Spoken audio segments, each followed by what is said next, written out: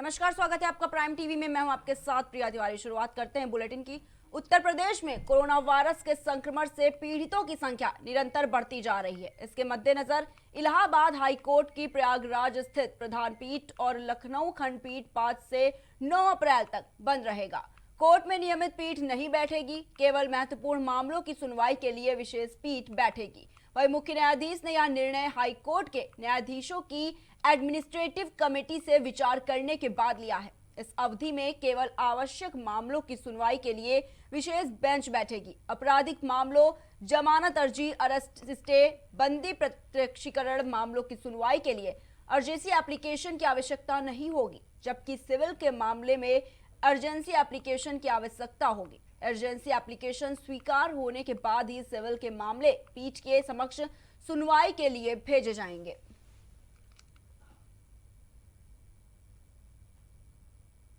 तो आपको बता दें कि मामले, जमानत अर्जी और अरेस्ट स्टे साथ ही बंदी प्रत्यक्षीकरण मामले की सुनवाई के लिए अर्जेंसी एप्लीकेशन की आवश्यकता अब नहीं होगी, जबकि सिविल के मामले में अर्जेंसी एप्लीकेशन की आवश्यकता होगी। तो वहीं अर्जेंसी एप्लीकेशन स्वीकार होने के बाद ही सिविल के मामले पीठ के समक्ष सुनवाई के लिए भेजे जाएंगे।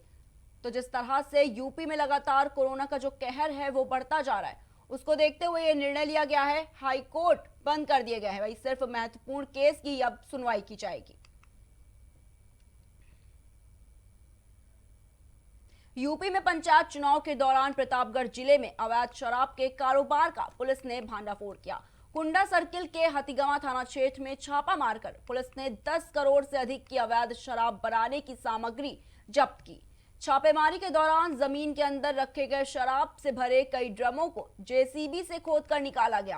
पुलिस ने शराब माफिया समेत कई के खिलाफ केस दर्ज किया है। आपको बता दें कि एसपी आकाश तोमर के निर्देशन में प्रतापगढ़ के कुंडा सर्किल स्थित हथीगांव में एक अवैध शराब निर्माण इकाई पर छापा मारा गया। छापेमारी में इतनी बड़ी मात्रा में शराब मिली कि पुलिस अधिकारियों के पैरों तले जमीन खिसक गई। वहीं इस दौरान 10 करोड़ से अधिक की शराब बनाने की सामग्री बरामद की गई है। मामले में पुलिस ने शराब माफिया गुड्डू सिंह और सुधाकर सिंह समेत 30 से अधिक लोगों पर एफआईआर दर्ज की है। तो इस खबर पर ज्यादा जानकारी के लिए हमारे साथ फोन लाइन पर जुड़ चुके हैं हमारे संवाददाता प्रेम। तो प्रेम जी, क्या कुछ पूरा मामला है इस खबर को लेकर? जी बता दें कि जनपद प्रतापगढ़ में लगातार आपने देखा होगा कि अवैध शराब का कारोबार लगातार फैला हुआ था, जिसको लेकर आपने देखा है कि लगातार शराब से कई व्यक्तियों की जान भी जा चुकी है। लेकिन उदयपुर की घटना के बाद जब 7 व्यक्तियों की मौत हुई तो प्रशासनिक अधिकारियों में हलचल मच गई और उन्होंने अपने रात की नींद को नींद नहीं रहने दिया। बता दें कि हथगवां थाना क्षेत्र में ही इसके पहले बलीपुर गांव में छापेमारी की गई थी, जहां पर लगभग 290 लीटर शराब बरामद हुई थी। लगभग उसकी कीमत 22 लाख बताई जा रही थी। और आज ये हथगवां थाना क्षेत्र अंतर्गत मोहद्दी नगर क्षेत्र में छापेमारी पुलिस अधीक्षक के माध्यम से टीम गठित करके की जा रही है, जिसमें 210 लीटर ओपी अल्कोहल प्राप्त हुई है। हिमाचल की पेटी जो 211 पेटी है, जिसकी कीमत लगभग 22 लाख बताई जा रही है। 2 स्प्रिट डम प्राप्त हुए हैं। 5 खाली डम ढक्कन जो प्राप्त हुए हैं वो लगभग 1,30,000 ढक्कन प्राप्त हुए हैं। खाली बोतल्स जो है वो खाली बोतल्स लगभग 40,000 बोतल्स प्राप्त हुए हैं। खाली गत्ता लगभग 90 गत्ते प्राप्त हुए हैं। रैपर्स बदल कर कार्य किए जा रहे थे, उस रैपर्स लगभग 1,25,000 प्राप्त हुए हैं। और कुछ बार कोड रूलर्स प्राप्त हुए, वह पंच मशीन प्राप्त। ये पुलिस प्रशासनिक अधिकारियों के हाथ लगी है। प्रयागराज आईजी कविंद्रनाथ ने प्रेस कॉन्फ्रेंस करते हुए ये जानकारी दी है और उन्होंने पुलिस की कार्यशैली पर खुश होकर पुलिस को लगभग 50,000 इनाम भी दिया है। जी, तो एक सवाल आपसे ये है कि जिस तरह से पुलिस लगातार अवैध शराब और शराब माफियाओं के खिलाफ अभियान चलाया करती है, तो वहीं दूसरी तरफ लगातार इस तरह के जो मामले हैं वो लगातार सामने आते हैं, तो क्या कुछ कहना है इस पर आपका? जी बता दें कि यदि ऐसे ही प्रशासनिक अधिकारी लगातार अपने कार्यों को पूरी तरीके से निर्वहन करें तो नहीं लगता कि ऐसा कोई व्यक्ति जो अवैध शराब पीने से जिसकी मौत हो जाए। लेकिन जब मामला उठता है, व्यक्ति की मौत होती है, मीडिया में चलता है और फिर जाकर प्रशासनिक अमला कहीं जगता है, फिर अपनी कार्यशैलियों पर वो सुधार लाता है, फिर ऐसे ही बड़े खुलासे सामने आते हैं। ऐसे साफ तौर पर लगता है कि जैसे पुलिस की मिली भगत से ही ऐसा काम होता है। फिलहाल आपने देखा कि लगातार जिस तरीके से प्रतापगढ़ में उदयपुर थाना क्षेत्र अंतर्गत जो 7 लोगों की मौत हुई, मौत के बाद लगातार पुलिस अधिकारियों ने ताबड़तोड़ छापेमारी की और एक प्रशंसनीय कार्य लाकर लोगों के सामने रखा। ये पुलिस की बेहतरीन कार्यशैली की जाएगी, लेकिन पुलिस अधिकारी बात तो यह है कि पहले क्यों नहीं सचेत होते, जिसके कारण ये घटना पहले न कारित हो। जी, तरह से प्रदेश में शराब पीने से, जहरीली शराब पीने से कितने लोगों की मौतें हो जाती हैं, वहीं इसके बाद फिर अभियान चलाए जाते हैं लगातार, फिर उसके बाद लगातार मौतों का जो सिलसिला है वो भी बढ़ता जाता है, लेकिन कोई अगर रोक की बात की जाए तो वो सामने नहीं आती, क्योंकि अगर अभियान चलता है तो कहीं ना कहीं इसका मकसद भी यही होता है कि इस पर रोक लगी जाए, लेकिन किसी तरह की कोई रोक सामने नहीं आती है। लगातार आए दिन हर रोज इस तरह के जो मामले हैं वो सामने आते हैं। अगर आज की बात की जाए तो 10 करोड़ ये कीमत अपने आप में ही बहुत बड़ी है। जी बिल्कुल मैडम, बता दें कि जिस तरीके से लगातार ये घटनाएं कारित होती हैं, उसके बाद प्रशासनिक अमला जपता है, तो ये बेहद शर्मनाक बात है। प्रशासनिक अमला यदि समय रहते ही पूरी तरीके से सजग रहे और पूरे क्षेत्र में ऐसे ही लोगों को सचेत करती रहे, ऐसे ही लगातार एक नए कारनामे जो जैसा भी गलत करे उस पर तत्कालीन कार्रवाई करे, तो नहीं लगता कि किसी भी क्षेत्र में किसी भी जगह इस तरीके से अवैध और कालाबाजारी हो और जो शराब माफिया हैं इनके हौसले बुलंद हो। जब इन पर कोई कार्रवाई नहीं होती है तो इनके हौसले बुलंद होते हैं और ये फिर अपने गलत कारनामे करना शुरू कर देते हैं, जिसका खामियाजा लोगों को जान देकर भुगतना पड़ता है। जी, तो ये जानना चाहूंगी प्रताप, इस पे कि किस तरह से पुलिस ने जो आरोपी पकड़े उनके खिलाफ क्या एक्शन लिया गया है? मैम बता दें कि पुलिस ने अब तक लगभग 5 आरोपी बताया जा रहा है कि पकड़ लिए हैं। पकड़ने के बाद उन पर तत्वाधीन कार्रवाई किए हैं, कई गैंगस्टर एक्ट समेत कई गंभीर धाराएं लगा दिए हैं और कुछ लोगों से पूछताछ भी लगातार जारी है। पूछताछ के बाद कबीरनाथ आईजी ने बताया कि पूछताछ के बाद ही हम इस पर कुछ जवाब दे पाएंगे कि वाकई में सही दोषी कौन है और सही कार्रवाई किस पर होनी चाहिए। जी, तो बहुत बहुत धन्यवाद प्रेम जी आपका हमारे साथ जुड़ने के लिए। तो इस खबर पर हमारे साथ प्रेम जी जुड़े थे, जिन्होंने जानकारी साझा की हमारे साथ। आपको एक बार फिर से बता दें कि पुलिस ने शराब माफिया समेत कई के खिलाफ केस भी दर्ज किया है। साथ ही एसपी आकाश तोमर के निर्देशन में प्रतापगढ़ के कुंडा सर्किल स्थित हथीगवा में एक अवैध शराब निर्माण इकाई पर छापा मारा गया। छापेमारी में इतनी बड़ी मात्रा में शराब मिली कि पुलिस अधिकारियों के पैरों तले जमीन खिसक गई। 10 करोड़ से अधिक की शराब बनाने की सामग्री बरामद की गई है। वहीं इस मामले में पुलिस ने शराब माफिया गुड्डू सिंह और सुधाकर सिंह समेत 30 से अधिक लोगों पर एफआईआर दर्ज की है। बढ़ते अगली खबर की ओर। गाजीपुर में जिला प्रशासन की ओर से शहर में शराब माफिया के खिलाफ अभियान चलाया गया। शहर के समीप जैतपुरा निवासी 2 शराब माफिया जयप्रकाश यादव और श्रवण उर्फ फेकन यादव के खिलाफ गैंगस्टर एक्ट के तहत कुर्की की कार्रवाई की गई। इस दौरान लगभग 1 करोड़ रुपए की चल अचल संपत्ति कुर्क कर ली गई है। मुनादी कराकर की गई कार्रवाई के दौरान सुरक्षा के लिहाज से 3 थानों के पुलिस फोर्स मौजूद थी। जिला प्रशासन की ओर से लगातार माफियाओं के खिलाफ अभियान चलाया जा रहा है। तो खबर आपको गाजीपुर से बता रहे हैं, जहां पर आपको बता दें कि शहर के समीप जैतपुरा निवासी 2 शराब माफिया जयप्रकाश यादव और श्रवण उर्फ फेकन यादव के खिलाफ गैंगस्टर एक्ट के तहत कुर्की की कार्रवाई की गई है। वहीं इस दौरान लगभग 1 करोड़ रुपए की चल अचल संपत्ति भी कुर्क की गई है। जिला प्रशासन की ओर से लगातार माफियाओं के खिलाफ अभियान चलाया जा रहा है।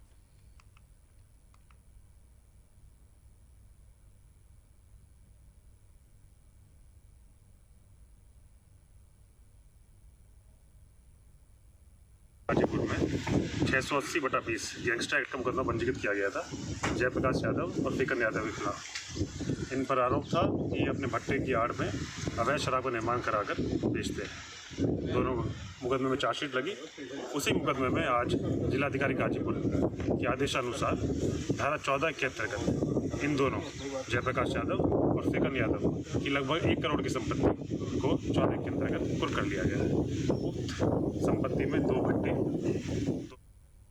मैनपुरी में भ्रष्टाचार के आरोप में जेल गए लेखपाल की कोठी और जमीन की कुर्की की गई। बताया जा रहा है कि कुर्की की गई संपत्ति की कीमत 5.5 करोड़ रुपए है। लेखपाल प्रदीपेंद्र 2 साल से निलंबित चल रहे हैं और 10 दिन पहले लेखपाल के खिलाफ कार्रवाई करते हुए पुलिस ने जेल भेज दिया था। तो ये खबर मैनपुरी से हम आपको बता रहे हैं, जहां पर भ्रष्टाचार के आरोप में जेल गए लेखपाल की कोठी और जमीन कुर्क की गई है। आपको बता दें कि कुर्की की गई संपत्ति की कीमत 5.5 करोड़ रुपए बताई जा रही है। वहीं लेखपाल प्रदीपेंद्र 2 साल से निलंबित चल रहे थे और 10 दिन पहले लेखपाल के खिलाफ कार्रवाई करते हुए पुलिस ने उन्हें जेल भेज दिया है।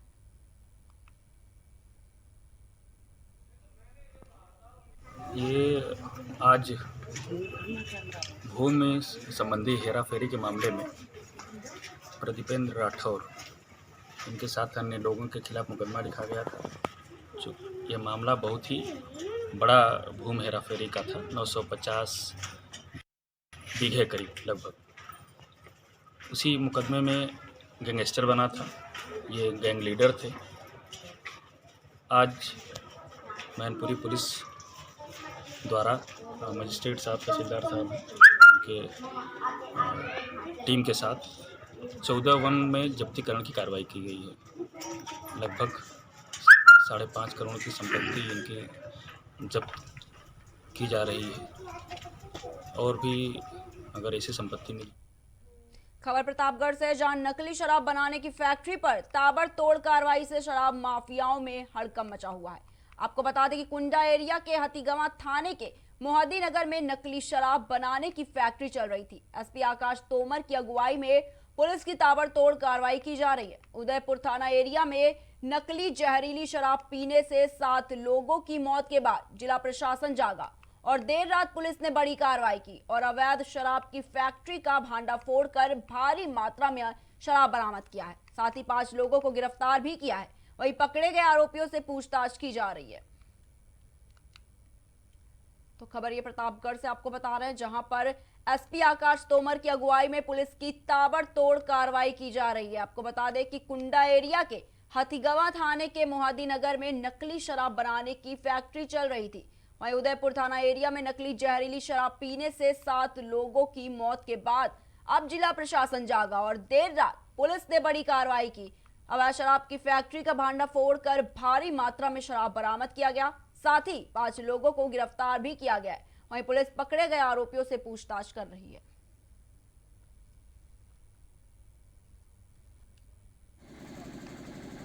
ये देखिए, प्रतापगढ़ में ये लगातार शिकायत मिल रही थी कि यहाँ कुछ गैंग्स काम कर रहे हैं जो अवैध शराब का काम कर रहे हैं और ये संगठित तरीके से ये गैंग बाहर से ओपी, जिसको हम लोग स्पिरिट कहते हैं, उसको ला कर के ये जो काफ़ी कंसनट्रेटेड दारू होती है उसको ले आ रहे हैं। इसके साथ साथ ये अवैध रूप से इस स्पिरिट क्या कहूँ, इससे जो अपना अल्कोहल है, कंडेंस अल्कोहल है, उसको डाइल्यूट करके फर्जी तरीके से बॉटल्स में पैक कर रहे हैं। कहीं से ये बार कोड ला रहे हैं, कहीं से ये स्टिकर्स ला रहे हैं, कहीं से ये रैपर्स ला रहे हैं और मशीनें लगा करके इसको बड़ी संख्या में ये। उत्तर प्रदेश में कोरोना संक्रमण की दूसरी लहर लगातार अपनी रफ्तार दिखा रही है। प्रदेश में कोरोना के 2,967 नए रोगी मिले हैं और 16 मरीजों की इस बीमारी से मौत हो गई। कोरोना के बढ़ते कहर को देखते हुए प्रदेश में कक्षा 9 से 12 तक के सभी स्कूल 11 अप्रैल तक बंद किए हैं। माध्यमिक शिक्षा विभाग की ओर से इस बारे में मुख्यमंत्री कार्यालय को प्रस्ताव भेज दिया गया है। वहीं इस संबंध में निर्णय होने की उम्मीद है। उप मुख्यमंत्री डॉक्टर दिनेश शर्मा ने देर रात बताया कि राज्य में कोरोना संक्रमण के लगातार बढ़ते मामलों को देखते हुए माध्यमिक शिक्षा विभाग ने कक्षा 9 से 12 तक के सभी सरकारी सहायता प्राप्त और निजी विद्यालयों को 11 अप्रैल तक बंद करने की मुख्यमंत्री योगी आदित्यनाथ से सिफारिश की है। उन्होंने कहा कि स्थानीय परिस्थितियों को ध्यान में रखते हुए जिलाधिकारी अपने स्तर से जिले में स्कूलों को बंद करने का फैसला कर सकते हैं। यह भी कहा कि माध्यमिक विद्यालयों को बंद करने से परीक्षाएं प्रभावित नहीं होंगी। उप मुख्यमंत्री ने बताया कि यूपी बोर्ड की परीक्षाएं पंचायत चुनाव के बाद मई में होंगी।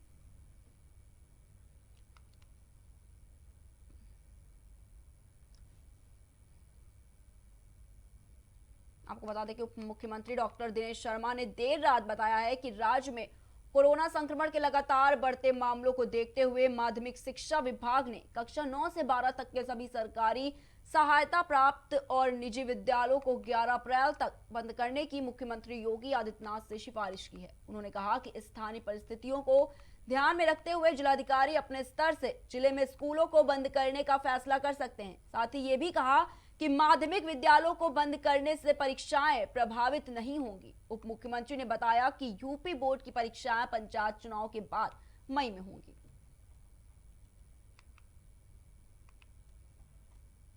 बढ़ते अगली खबर की ओर। राकेश टिकैत पर अलवर में हुए हमले के विरोध में भारतीय किसान यूनियन के राष्ट्रीय अध्यक्ष नरेश टिकैत ने 4 अप्रैल रविवार को गाजीपुर बॉर्डर महापंचायत करने का ऐलान किया है। बीती रात अचानक सिसौली स्थित अपने आवास पर चौधरी नरेश टिकैत ने किसानों की पंचायत बुलाई। नरेश टिकैत ने कहा कि यह हमला भाजपा ने कराया है, जो सरकार की सोची समझी साजिश है। उन्होंने कहा कि ऐसा कर सरकार किसानों से बातचीत के सभी रास्ते बंद कर रही है।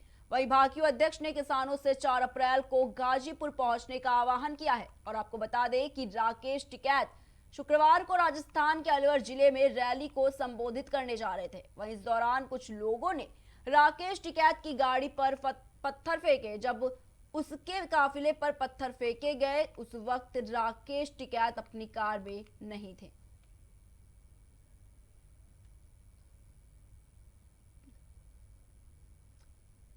तो आपको बता दें कि राकेश टिकैत पर अलवर में हुए हमले के विरोध में भारतीय किसान यूनियन के राष्ट्रीय अध्यक्ष नरेश टिकैत ने 4 अप्रैल को गाजीपुर बॉर्डर में महापंचायत करने का ऐलान किया है। आपको बता दें कि बीती रात अचानक सिसौली स्थित अपने आवास पर नरेश टिकैत ने किसानों की पंचायत बुलाई। नरेश टिकैत ने कहा कि यह हमला भाजपा ने कराया है, जो सरकार की सोची समझी साजिश है।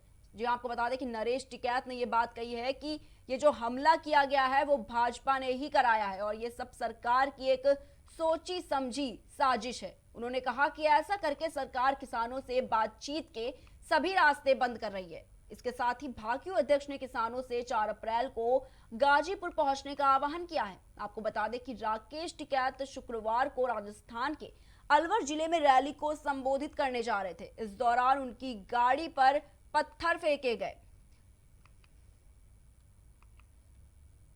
बढ़ते अगली खबर की ओर। प्रयागराज के उतराव थाना अंतर्गत भवानीपुर गांव में एक युवती फांसी के फंदे से लटक कर अपनी जीवन लीला समाप्त कर ली। सूचना पर पहुंची पुलिस ने शव को कब्जे में लेकर पोस्टमार्टम के लिए भेज दिया। वहीं युवती द्वारा फांसी लगाने का कारण स्पष्ट नहीं हो सका है। वहीं परिजनों का रो रो कर बुरा हाल है। फिलहाल पुलिस ने शव को कब्जे में लेकर पोस्टमार्टम के लिए भेज दिया है और आगे की कार्रवाई शुरू कर दी है। तो ये खबर प्रयागराज से बता रहे हैं आपको, जहां पर एक युवती ने फांसी लगाकर अपनी जीवन लीला समाप्त कर ली है। स्थानीय लोगों ने मामले की जानकारी पुलिस को दी, जिसके बाद सूचना पर पहुंची पुलिस ने शव को कब्जे में लेकर पोस्टमार्टम के लिए भेज दिया है और मामले की जांच शुरू कर दी है। फिलहाल अभी तक इस बात की पुष्टि नहीं की गई कि किस कारणवश युवती ने अपनी जान दी है।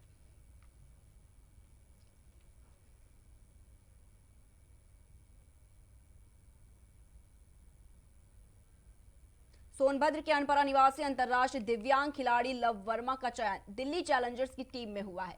दिव्यांग क्रिकेट के इतिहास में पहली बार दुबई और शारजा में होने जा रहे दिव्यांग प्रीमियर लीग में लव वर्मा हिस्सा लेंगे। दिव्यांग प्रीमियर लीग 8 अप्रैल से शुरू होकर 15 अप्रैल तक दुबई और शारजा के स्टेडियम में खेले जाएंगे। वहीं देश से 90 खिलाड़ियों का चयन कर 6 टीमें बनाई गई हैं। इनमें Delhi challengers, Mumbai ideal, Kolkata knight fighters, Gujarat hitters, Rajasthan Rajwada, Chennai superstars शामिल है।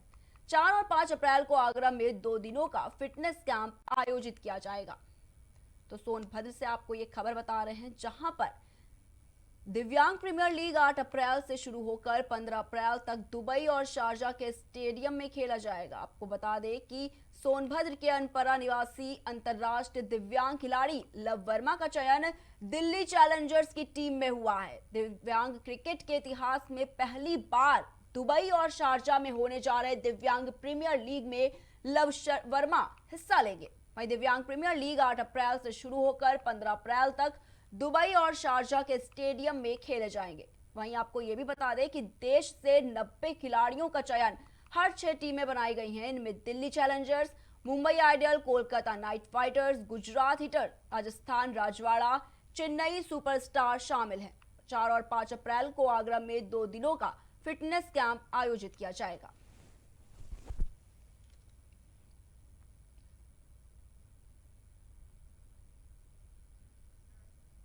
फिलहाल के बुलेटिन में इतना ही। देश दुनिया की तमाम बड़ी खबरों को देखने के लिए देखते रहिए प्राइम टीवी।